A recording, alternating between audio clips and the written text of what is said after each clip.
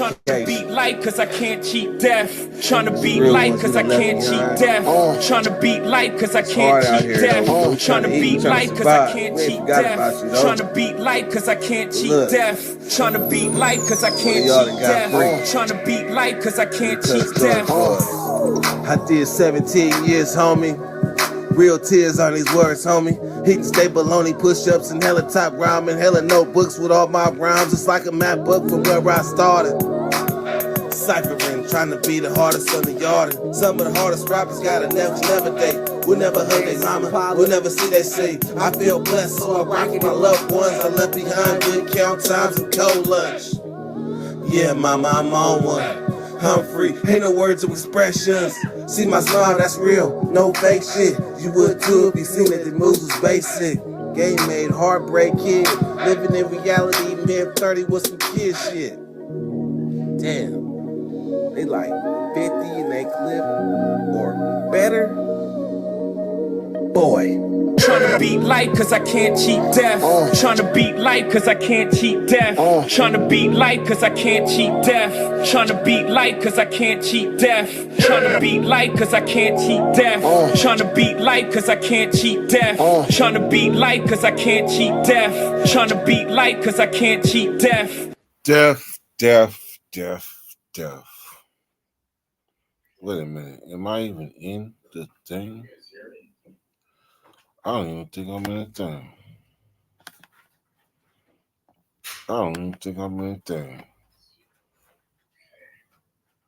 So we're going to go here at the stage. Bam. And we're going to start playing.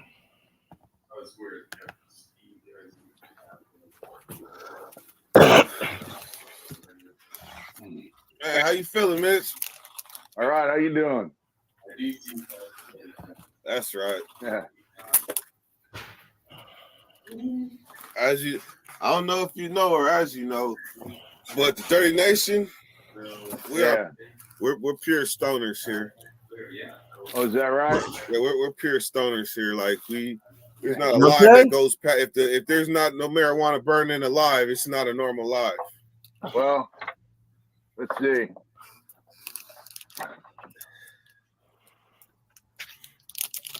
That's what I'm talking about. The peace pipe. Wax.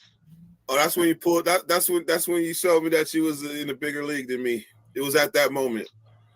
No, that's just homeboy sent me that from Dago. Oh yeah. Yeah. And then guys send me weird shit. Like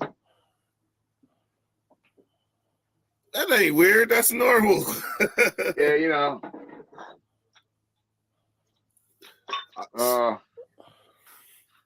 I'm fucking lightweight though. I take a couple tokes and I'm done. Man, so we got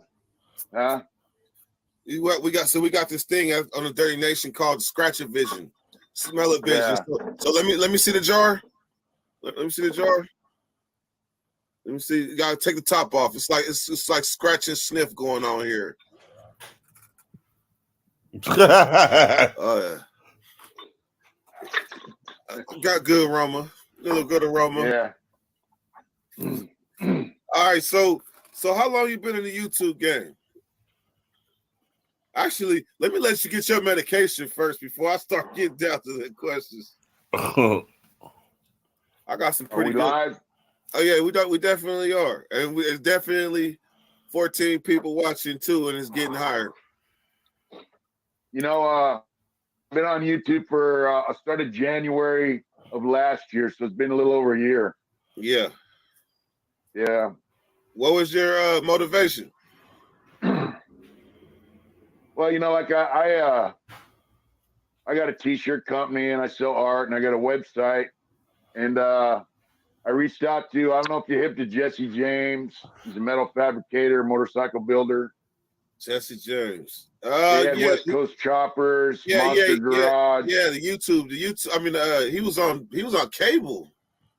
Yeah, he's big shot, big time. Yeah. Anyway, I reached out to him on Instagram. I'm like, hey, I got this, I did 38 years in prison. He's a biker. So I'm like, I sell T-shirts, this and that, and I asked him if he ever does collaborations, if he needed any artwork, and a few other things. I forgot all about it, and like 5 days later, man, my phone started blowing up with orders, you know, because every time I get an order, my phone, I get a text. And then my old lady looked, and I go, hey, I sold a T-shirt to Jesse James.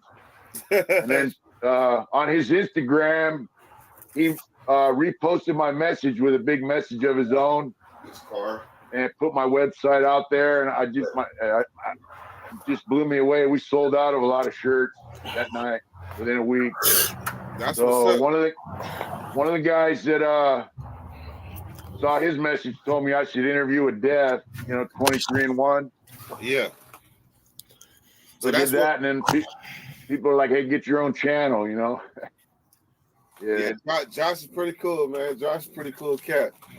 Yeah, he is. He's the real deal. You know, he's different. He lives out, Virginia, East Coast area, but he's a pretty cool dude. Hey, so I'm gonna go ahead. I'm gonna do something that I've never done in the history of the Dirty Nation, and I'm gonna say I created it. We call this party fouls, right? Party fouls. I forgot my lighter, so what I'm gonna do is stick my hand out here and let you knock on it one time. Like, don't do that again. Go ahead one time. Oh man, damn, why I do that? So now it's gonna take me about 60 seconds to go find a lighter or some matches. Because this is like epic, and you need to know that.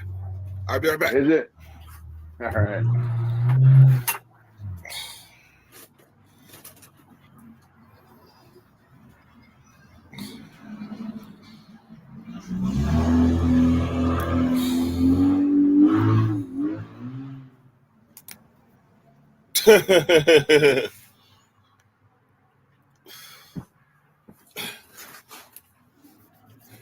That was my bad. See, everybody part of Dirt Nation, they know Dirt. They be like, damn it, Dirt, you always forgetting a lighter, or your phone is always running out of juice or something. So yeah. So I'm pretty sure you don't smoke backwoods, huh? No, I don't smoke. No tobacco. Yeah, when I was I had to go to the hospital for some medical shit, and they knocked me out for it. And when I came to, I've got my phone, I'm looking at my phone, and there was a text on there from my parole officer with a screenshot of his computer. It said, Mitch Smiley's no longer on your caseload. He's discharged. Wow. I showed her the message, and she goes, let's go get some weed, because I didn't smoke weed when I was on parole. Best advice ever. Yeah. I learned quick. I learned quick. My partner pulled up on me the day I came home and passed me the blunt, and I grabbed the blunt like this, and I tucked it in my hand. So I was smoking. I was doing this. Tucking like we on the yard or something, looking around. Yeah. Like, bro, this is California, man. Knock it off. If you're free. I had no weed on my parole, though. One of my conditions, no smoking weed. Damn, that sucks. But, I went out and got some of that weed with the high CBD content. Mm-hmm. And, man, that shit worked, What all about the aches and pains that come with getting older went away. That's what I worried about, like aches and pains. That shit really work? Yeah. I'll be 60 in a couple months, so. I'm a skeptic. I'm a CBD skeptic. I'm gonna just say it. Well, I'm gonna tell you, I tried gummies. I tried drops. The only way it really works is if you smoke it. So for me, How do you tell the difference between like a high effect versus a CBD effect? Is it like smoking and you don't feel it, or what is? Well, I got a cartridge and I also got some weed. And the CBD weed gives you a little buzz. But the two, they got different levels of CBD. Like I got a 2-to-1. It's 2 parts CBD, 1 part THC. It'll give you a little head change. Okay. And they got 18-to-1. So I mean, it depends on the level of CBD. Yeah. 18-to-1. So that would be like the opposite of like when you got weed that's like 33%, but like 2% CBD. So it's like that, but opposite. Yeah. 18 parts CBD, 1 part THC. So are you one of those? No. Are you an old school stoner? Well, I've been smoking weed. I started smoking weed when I was like 12 or 13 years old. You know, but and then in the pen we used to smoke weed all the time. You know, like I had a celly smoking Dirty Dennis. You know, rest in peace. Every at 5 o'clock count, 9 o'clock count, we'd take a couple of tokes off the pipe. You know, every night. So that's all it took. Watch to put baseball. That's all it took to put you on your pockets. You know, it was all good. Lay around, watch baseball, all that shit. You know. I'm familiar with that. I'm familiar with that time very well. As soon as count time, they come walking by. You make sure they don't try to hit us for that sneak back, double back, like that instant. Fire it up. Yeah, weed's cool. You know, it's nobody's out doing armed robberies to get a joint. You know. That's one of the things I said, man. I look for something that connected the masses. That's something that transcends geographical lines, and that's marijuana, man. Marijuana. Whatever level people use it on is good, you know. Yeah, I think. You don't hear about nobody smoking weed and going and robbing up no stores. No. Yeah, it's Good all vibe. good, man. So, how long did you do? I did 38 years, 6 months and change. Yeah. I got busted when I was 17. Hold on, I can't even breathe right now. Hold on, I'm trying to breathe. The oxygen that I need to breathe right now is in this blunt. Because you said 38 years. Yeah. Now look, let me tell y'all how this goes. Automatically, I don't care if you white, black, Mexican, Asian, whatever. If I bump into you on the yard and you tell me you did 38 years, even if I did 10, 15, whatever, I'm gonna be like, salute. I don't care what color, salute. Yeah. I used to get a lot of that, you know. Towards the end of my term, I got a lot of that from a lot of all races, you know. Hell yeah, because man, you survived through a time that I only heard about. Yeah, it was crazy shit. I only heard about that, and a lot of the time, what year did you first go in? 1979. God damn, you went in. Excuse me for saying goddamn, but damn, you went in the year I was born. Shit. Yeah, I was 17. I got in a bar fight. I had a couple crime partners. You know, I got found guilty of second-degree murder by aiding and abetting by vicarious liability. So, fuck. Out of Dago? Yeah, out of San Diego. Yeah, Pete Wilson was the mayor, I think, at the time. No, not seven. Not seven. Wait, Pete Wilson. He served 2 terms. I think he did. Yeah, he was in politics down there. I think he was a mayor. You know. Damn. Yeah, and so like where I grew up, man. You know, I grew up around like bikers, cowboys, and we had an Indian reservation right on the edge of town, Lakeside and Verona. It was kind of, they had rodeo out there. It was, so I met dudes that been to the pen, like for second-degree murder. They were doing 5 or 6 years. I always thought, well, if that's the worst-case scenario. Well, 6 months before I got busted, they changed the law to, they made second-degree 15 to life, and they made first-degree 25 to life. And so that was actually the beginning of the tough on crime shit that you experienced later on. Yeah. Duke Mason was the attorney general at the time that those laws came into effect. And then, of course, Duke Mason became the governor for 2 terms. And he started building the prison system to the way it is now. So did you feel Reagan's impact on crime when you was inside? No, But actually, a lot of people think Ronald Reagan was a motherfucker, you know, pardon my language. But, you know, Ronald Reagan was like conservative, like physically with money. So he made statements like, hey, if we can't afford to keep these guys in prison, then we need to let them out. And with lifers, he said, we need to give lifers light at the end of the tunnel. And also, Ronald Reagan's the one that gave us family visits, believe it or not.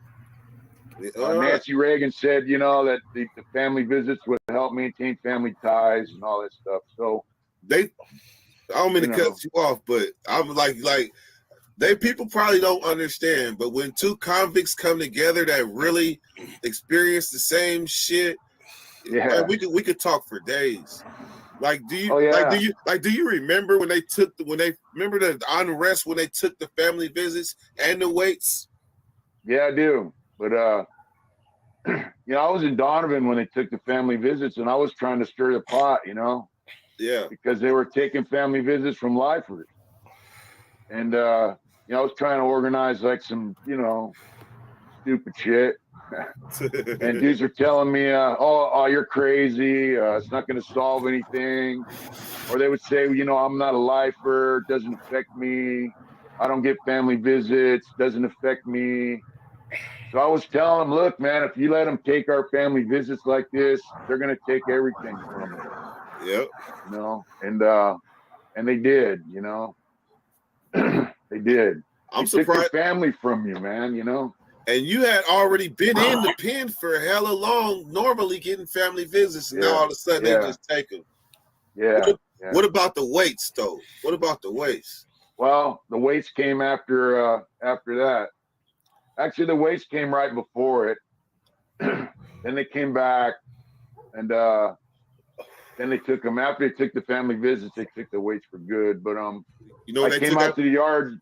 I came out the yard in Donovan, and these dudes are stacking all the weights on the fucking pallets so they could take them off on a forklift. I go, what the fuck you guys doing? You know, you're giving them our weights. What the fuck's wrong with guys that I like? You know, I was like, man, you know, what the fuck's wrong with you? Yeah. You know, because back, you know, when I went to the pen, you get stabbed for that shit. You know. Yeah, I'm pretty sure you was a big mother lover. When they took the weights, I had a 500-pound bench press. Yeah, most I ever did. I could tell. So let's talk about what prisons you've been to. You know, Quentin, Tracy, Vacaville. I was in New Folsom for a short time. I was in Old Corcoran, Lancaster, Donovan, CMC. Yeah. Damn, you named hella. The only prison we've been to the same is, what year was you in VAC? 84 to 88. Oh yeah, you was there with Vacaville. Y'all had the boxing rings and shit. Yeah, they had stuff. Yeah, they had the gym was open, hobby was open. They had a lot of lifer programs there. Like they had a security housing decompression unit for guys been in the hole. Yeah, they had a 90-day op, Cat X, and a 2-year Cat T program for lifers. Yep, that used to be reception. That was reception back there, right? Right. For Northern California, they had reception on the green side and mainline on the other side. So Tracy took Vacaville's place as reception, right? Or were they both? Yeah, Vacaville. When Vacaville went to like a hospital, they started moving guys to Tracy for reception more and more, and San Quentin too. And then when they opened Susanville at level 3 up there, they started sending guys up there, depending on what part of Northern California you're from, you know. Did you ever get sent to Susanville High Desert? No. By the time they opened them pins, I was like in Corcoran or So what's the time you did the bulk of your time at? What prison? Tracy, Lancaster, Donovan.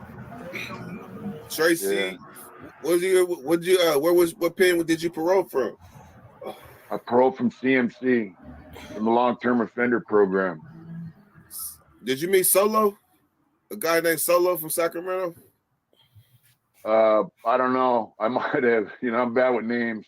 I'm good with faces. Yeah, my folks is down there. So CMC, you guys had your own keys, huh? Yeah, on the East Yard, they got keys. What happened was I was in Soledad. You know, I was smuggling tobacco, you know, in San Quentin. It was a level 2. And so I got busted in 2011. So for about a year, I had the mentality like, hey, you know, I'm never getting out of prison. I don't give a fuck. You might know I'm an artist. So I was selling tobacco for the, you know, money on the street for the folks, whatever. And then I got, you know, enough art supplies to last me probably 10 years. And then I got busted. You know, I guess tell because they can't get a cigarette. Man, you I know went to what? Soledad. I got transferred to Soledad and I got valley fever. What year was you in Soledad? 2011 to 13. 2011. Yeah. 2010, I was in Calipat. 2011, I was in VAC. Yeah. 2012, I went to Solano. And then 13, I paroled. Yeah. So you know, with high risk medical shit, having valley fever made me high risk medical. So they shot me over to the CMC West. Man, that valley fever ain't no joke. Like people Yeah. talking about, like people talk about Corona. Corona was knocking you down fast, but Yeah. but that valley fever, man, that shit to It'll get kill up you. in you and kill you so quick. Yeah. And they got prisons that are built on top of old, because it comes from, they were built on landfills. So then the garbage and shit stews in the ground. Next to you know, that shit fuse up toxins and shit. Next we breathe it in and we're done. Pleasant Valley. Valley fever is actually a fungus. Been in the soil for, it's like a prehistoric fungus. Yeah. Look, ain't they like spores? Yeah. When they start, you know, the Central Valley where all the prisons are, it's also a farming area. So when they dig the soil, it gets in the air, gets in your lungs, and you die. And they still send people to them prisons. That's crazy. And hey, what's the other one? Corcoran too, right? Yeah, Corcoran gets it. I got it at Soledad, actually. So it's all over the state. But when they built Avenal, they did a study, and they told them not to build that prison there because of valley fever. And they said, hey, man, people are going to get sick and die. You're going to have lawsuits. And the state said, we don't care. We'll fight the lawsuits. Wow. Just think all them guys died, you know, from valley fever at that prison and got sick. And I know guys that got one lung, they had to cut their lung out, you know, all kinds of, it's just, yeah, their blood's on their hands, man, as far as I'm concerned. That's fucked up. And then they still, but the fact that they still send people there, like that lets us know, how would they have even been prepared for Corona? Yeah. I know guys that were in the pen when that Corona hit. I used to talk to a dude once in a while. Yeah, they're living in dorms, man. 90-man dorms at CMC West Yard, and they got coronavirus, and they brought dudes in there from Chino with coronavirus. It was there's a name for what they was doing, but I forget the name, but it involves like herding people together to get them infected on purpose so they can get herd back mentality. Herd mentality. Yes. So they can get back to regular program. Put them all together. They was putting them in tents and everything on the yard at Old Folsom. They put them on the yard and had them in that tent. Everybody got sick. About this. Them guys didn't get no visits until like right now. They're just now starting to let them get visits. Ooh, it was so ugly in there on weed. I mean, just imagine that, bro. You know, you can't even see your family. You get regulated phone calls like once every 2 weeks if you're lucky. I heard they started giving people free phone calls during COVID or something. You heard that? Yeah, they did. Yeah.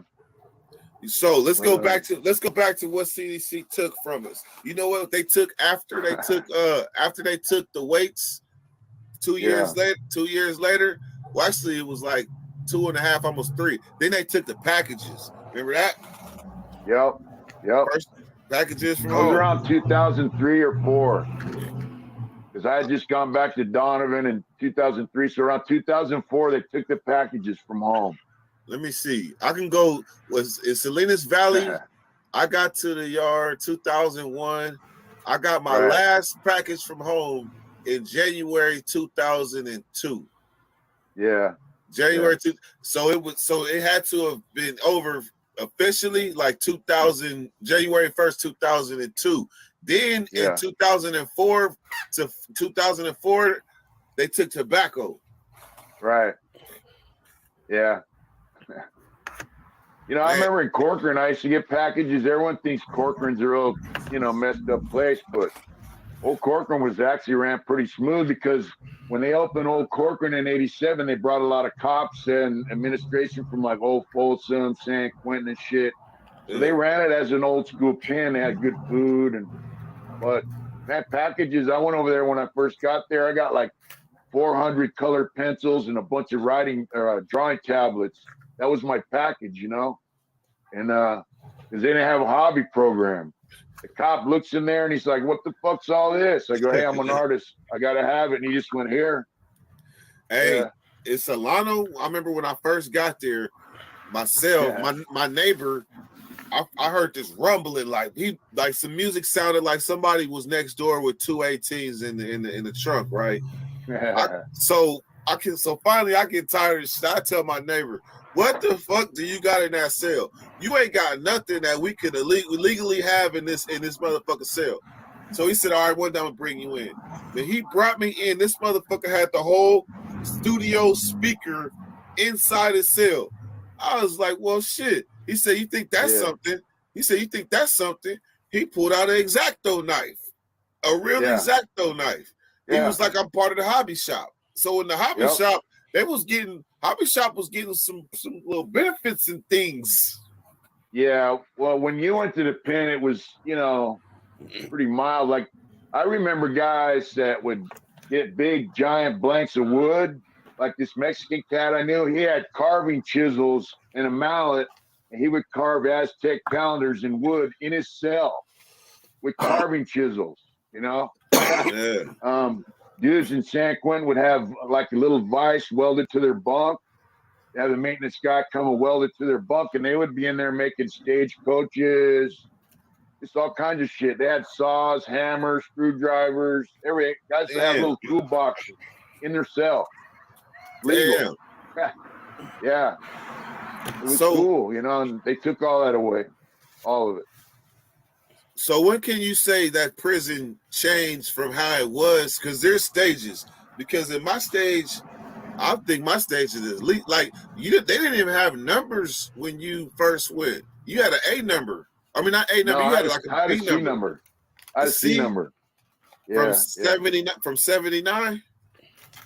Yeah, January 79. I got a C125. C. So they started them in 78. They started C numbers. The end of 78. 78. Yeah. Yep. And then that lasted all the way up to 9. The D numbers came in the 90s, right? No, they came 89, 86, 85, 86. They started D numbers. And then the next one came it just got shorter and shorter. I think it was the E number came 2 years later, and we're like, man, look how fast they went through that number, Yeah. I got a P number. Yeah. Now they got double letters and it's crazy. I went back, right? And when I went back, my points was were hella low, right? So I still went back to Old Folsom. It was crazy because I already had been in Old Folsom 4-5 years. So now they send me back, and I'm a level 2. This is the lowest level I've ever been, and I'm still in Old Folsom. So I never really got to reap the benefits of being in a lower level like that. Yeah. But what's the lowest levels that you got? Oh, now lifers can go to secure level 1s, but I went to level 2. I was gonna say you're lucky because you had to sell living. I was in CMC West, man, and it was nasty. I mean, it was. I hated it. They had 10. It's old army barracks, that it's been there since the 1800s. They got photographs of cavalry motherfuckers there. It was a fort, I guess. But it's all wooden barracks from World War II. They used to bring wounded soldiers back and rehab them there. So the National Guard owns CMC, the property. They lease it to the state. So there was trees, and they can't cut down the trees because it belongs to the National Guard. And there's no bars, nothing on the windows. The front door's open 24/7. There were guys PC up at midnight. They just walked out the front door to the program office. It's like being a little park kind of thing, you know. Yeah. But it's fucking noisy.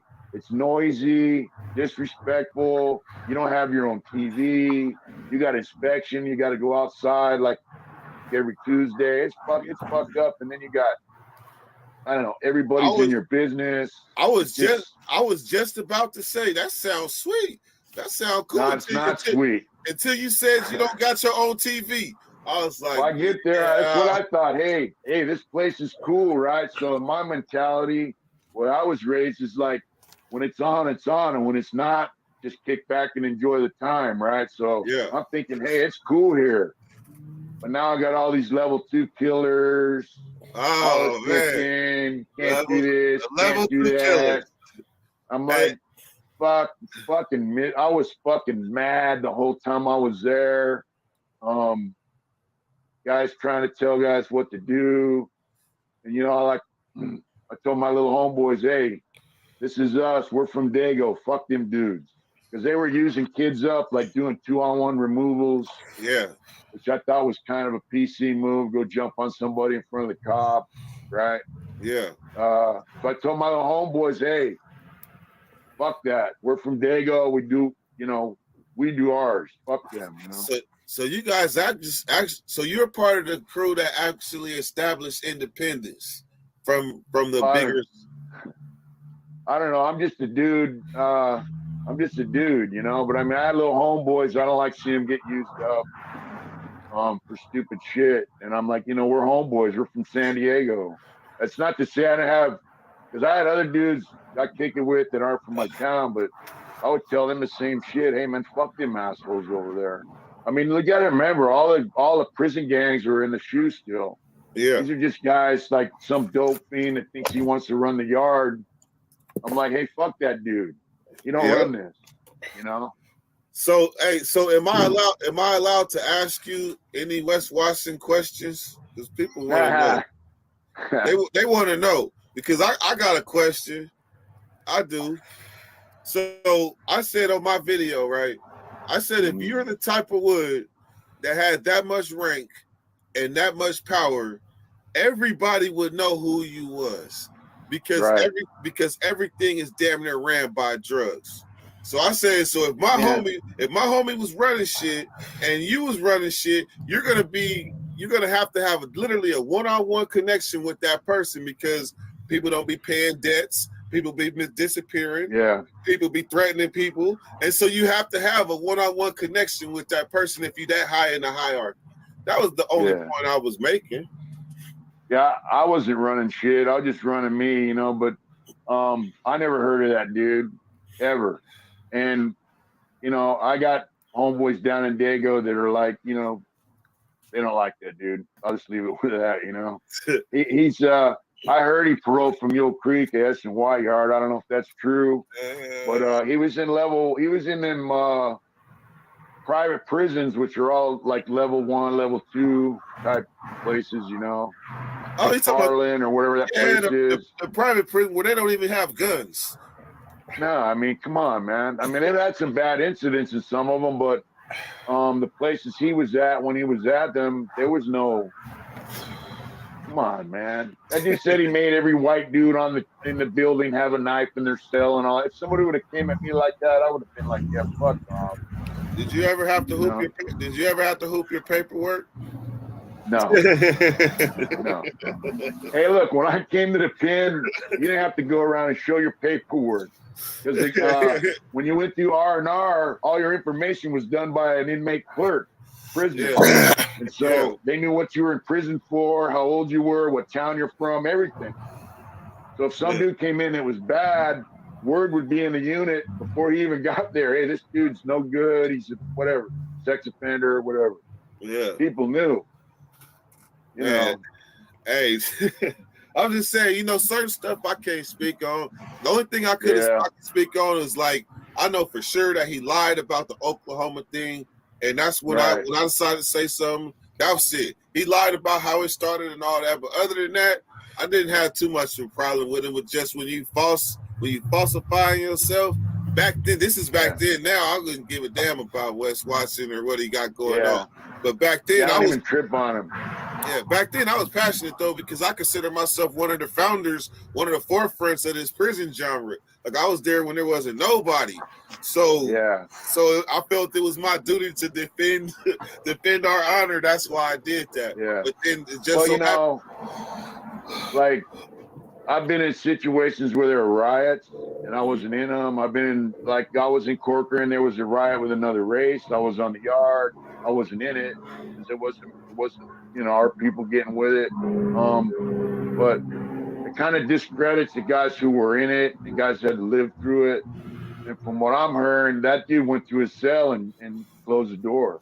Damn. So, I remember there was a trip. I was in Corcoran, man, and it was raining. And it was just like this young hippie dude on the yard. And I'm walking the track and like all the Southsiders by the handball court, like 100 of them, and all the blacks are over here. And this kid just like moseying around. And I go, hey, dude, get the fuck over here. He's like, what's up? I took him over to the chow house to just kick back, and sure enough, they had a fucking riot. But I mean, you don't hide from it, but it's not cool shit. Riots like that are not fun. People glorify him. Dudes like him glorify him, and he wasn't even in it. You know what I mean? Guys that were in it, they don't glorify it because the shit ain't cool. Man, you know what? I'm going to tell you something. One of the biggest things I did, and I'm going to tell you exactly how it happened. So you went the 23-1 route. I went the Big Herc route. But we ended up same destination. I ended up going to 23-1 though. But what I'm fuck. So what was the point I was about to make? Because I was just smoking and we're talking about the riots and Wes Watson and all that shit. Okay. So what happened is Big Herc told me, he said, man, you know how Big Herc talk. Hey man, you got any sick war stories of when you was in the pen? Yeah. When you got really got down, I was like, hell yeah. Because I know I was on some gangster shit in there. So I was like, shit, I got the one when I did the thing with the thing, right? He was like, yeah, tell me that one, right? Remember, there's no prison genre at this time. It's just Big Herc doing what he do. There's no genre. So I'm like, okay, all right, this is what I'm gonna do. I'm gonna tell you about the time I stabbed them, these people, multiple people in a riot. Next thing you know, that's the first thing he airs. He didn't even air the other interview part. He aired that first.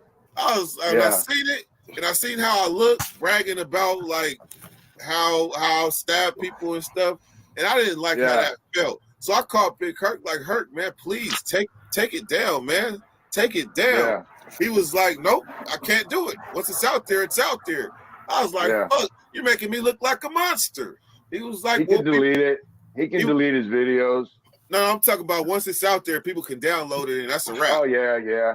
So I was like, you're making me look like a monster. He said, but that's the thing. People need to see how it really is. Because I was thinking, I'm hollering at this. If I was on the yard, this is how I tell the homie, Big Herc, you the homie. So I'm telling you this. How I'm telling you, homie, how the story went down. So I'm telling it with the funnies, parts, and all the shit.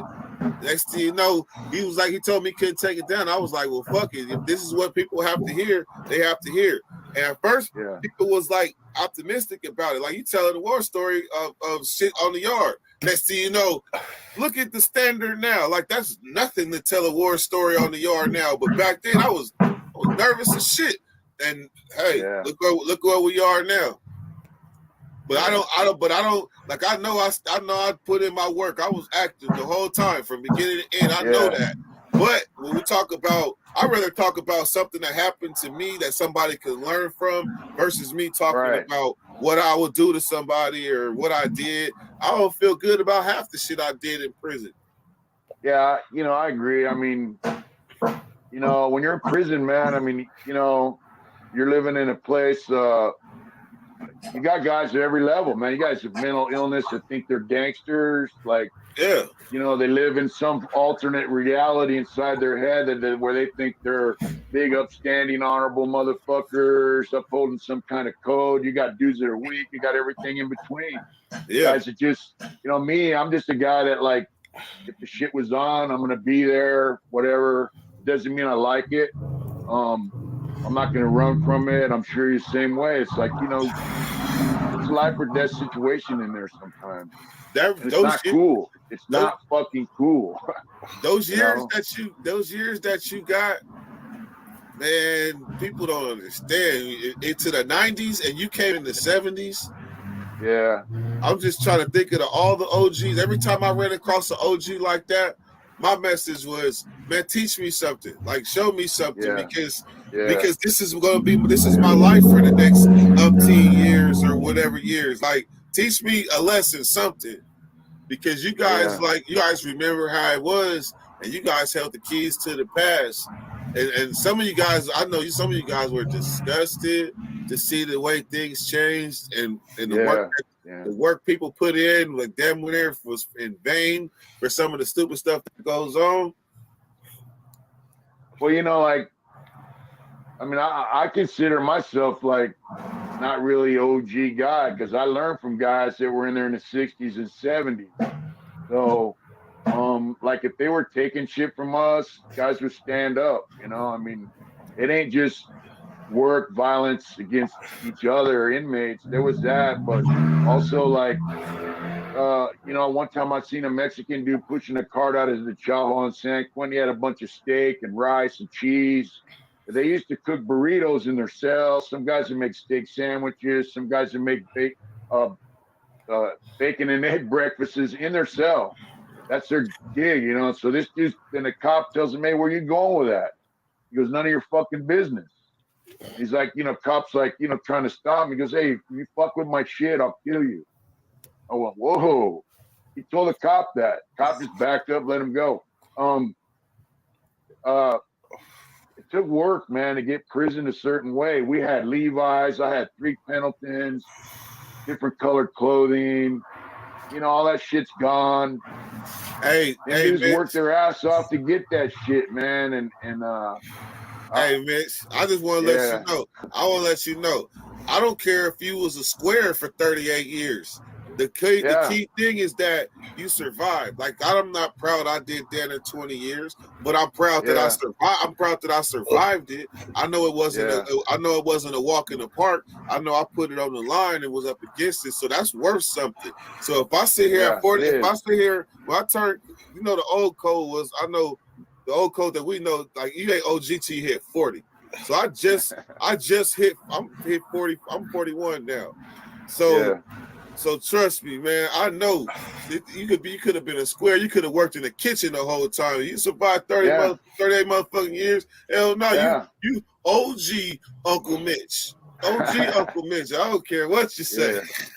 Yeah, man. I'm like squares. I had a cellie one time for about 2 months. He's a little guy, Christian guy, had family, whatever. There was some shit jumping off on the yard, and he goes, "Well, I'm a Christian, but I suppose I ought to go out there. I got to be there." I said, "Yeah, you got to go out there." Then we're on the yard, and he came up with my friend Rick, and he told him, "It's still a little dude, He told Rick, "What do I do?" Rick told him, "You just stand by me, So he was a fucking square, man, but he was there, So really, so actually, in a sense, you really was like the uncle inside too. Maybe some of them guys, but as I got older, a lot of younger dudes would gravitate towards me in some places, Yeah. Even if they were in the mix, they would ask me, "Hey, what's up with this? What's up with that?" Because I quit getting loaded in '98 prison. Yeah. And I still, I got, drug, crank, all that shit. I'm over it, dude.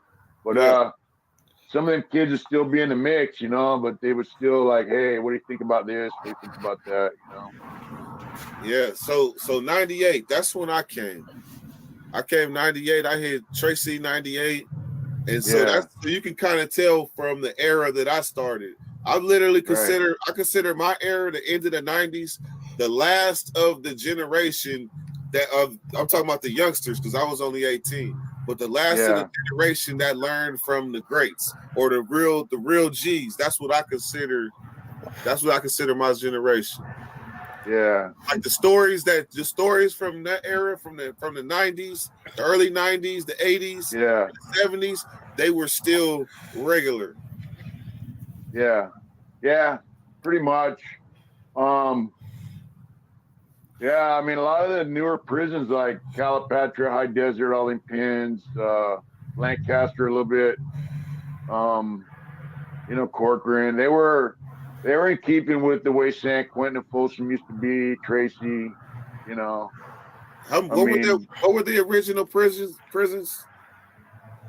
For us, there were just four, like Tracy, Soledad, Quentin, and Folsom, but they had, Chino's Reception, Vacaville. Then were kind of prisons too, then CMC, but in the camps, they had Susanville and Sierra, Jamestown.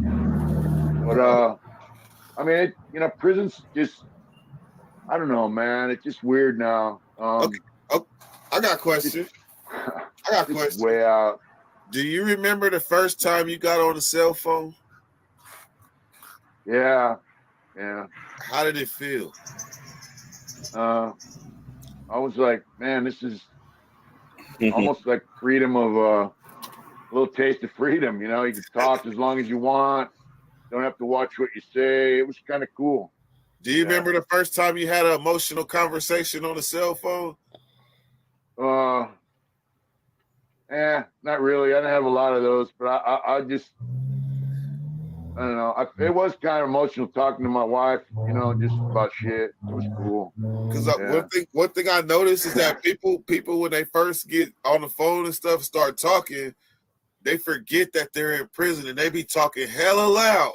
And you gotta be like, hey, keep quiet. But just because you're so into this conversation that you talking to somebody free on the streets and you ain't gotta worry about nothing. It's like you out there with them and you on the cell phone. So you just forget everything. I used to use a earpiece, Yeah, I couldn't use both of them. I was too paranoid for that. I had one. I did that. I would do it at night. I would act like I was watching TV, Yeah. The problem with using that cell phone is it made me want to get one, and then I figured out a route to send stuff into the prison. We did a little sample with a couple pouches of tobacco. And next thing you know, I wasn't selling cell phones, but I had one, and the guy I was working with had one. And, then I started smuggling tobacco and selling tobacco for stamps, sending stamps out. I had a big fucking elaborate shit going on. And, hey, you remember paper? You remember paper wings? Paper what? Paper wings. No, I don't know what that is. When we used to get the smut books and we had to send the stamps out, you had to send the stamps out to the. I had about 6. Oh, that was another thing they took from us too. They took smut books from you. They took first. They took penetration smut books, and then they made it to where they would scratch in the book at the penetration parts. Then they took smut books all together. That was another thing they took. Yeah, but they took to get Easy Rider magazine. You can't even get that because they got naked chicks in there. You can't get no magazines with any kind of nudity. Yeah. Did you ever hear about they came back and tried to say that people couldn't read 48 Laws of Power? They tried to say that. They tried to take martial arts. You remember that? Martial arts have always been a no-no in prison. Yeah. But they did try to limit all the I saw 48 Laws of Power. I just breezed through it. To me, it was just like basic psychology, Yep. It's I mean it's a stepping stone. I'll say that. Yeah. It's a basic stepping stone, but I can say this: if you ain't aware of the stuff in there, it's amazing to somebody that's not aware of that. Yeah. Hey, getting busted, I got busted for selling tobacco after about a year, I mean, I got stupid, I got carried away. I mean, I got where I'll be walking around the cell block with my cell phone in my fucking pocket and I was loose. But when I got busted for selling tobacco, I sat in a hole for 5 months and I got sent to Soledad. And when I got to Soledad, I realized, these dudes in the I remember asking my counselor, how come I can't go back to North Block? And he started laughing. He goes, man, all them dudes told on you. They don't want you back out there. Then they pilferage through your shit when you're gone. And I hate that. I hate that. Yeah. But I mean, I lost 1,500 books of stamps, you know. Damn. Half of those went to the squad and the other half, whatever. But I remember sitting in Soledad when I got there. I said, you know what, man? Things aren't the same. None of these dudes, no matter how good you treat them, they don't give a fuck about you. They'll sell you out. I got ratted on because some lame couldn't get a cigarette, probably. You know? Yeah, that's so that was a turning point for me where I said, you know, fuck prison. I'm gonna focus on getting out. Dudes are starting to get out, and I thought, you know, I knew I'm gonna get a 5-year denial for the tobacco, Damn. and then, you know, I just got to work it. So I did.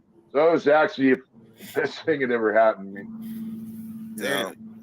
I'm trying to think, man. What year did you get out? 2017. 2017. I'm trying to think of anybody I knew that had that many years. Did you ever know Chip, the old Black Panther Chip? No. Used to be one of the big dudes. Used to be a real big dude. What about Big Earn? I know a Big Earn.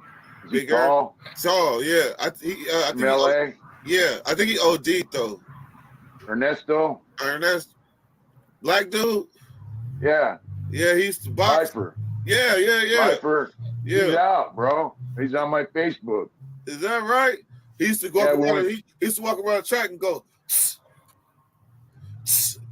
And then I know Big Earn. The one I know's out. You know. Yeah. I think he's living in Lancaster somewhere.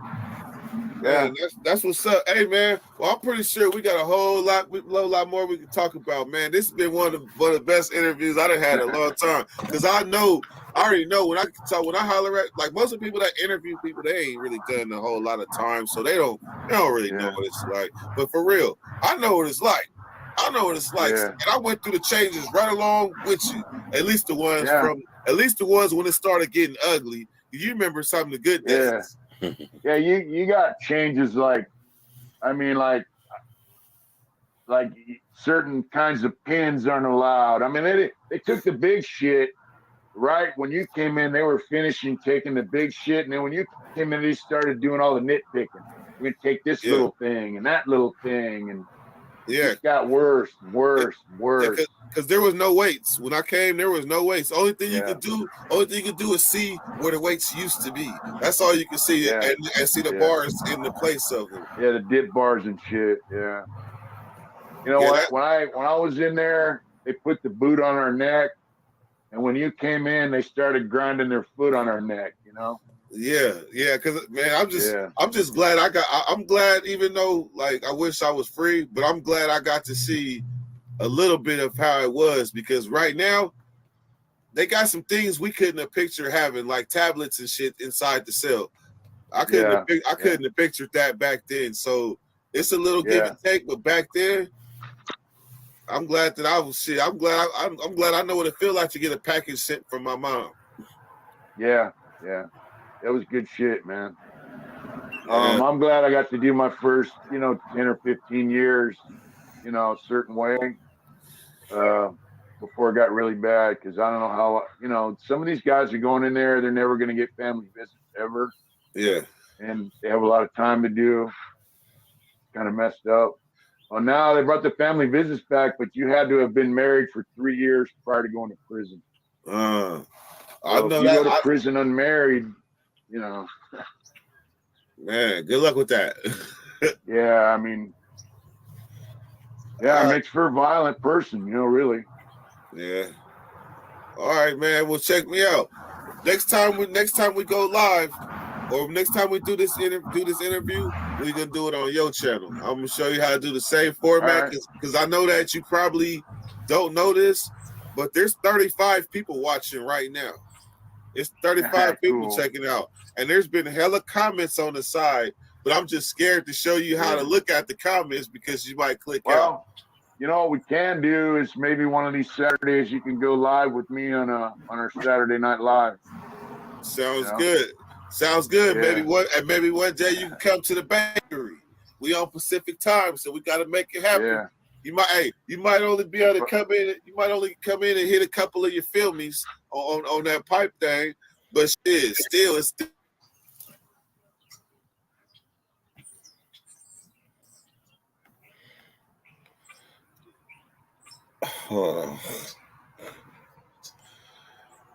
I'm not sure. No, I'm sure what happened. But that was pretty much the end of the video. I want to say thank y'all for coming through. Damn, that was hella comments. I couldn't see the comments because them motherfuckers was running, I guess. But this is the second day of the relevant rewatch. Yesterday was Hoodie. Today was Mitch. Tomorrow is gonna be Andre Wade. Andre Wade, y'all.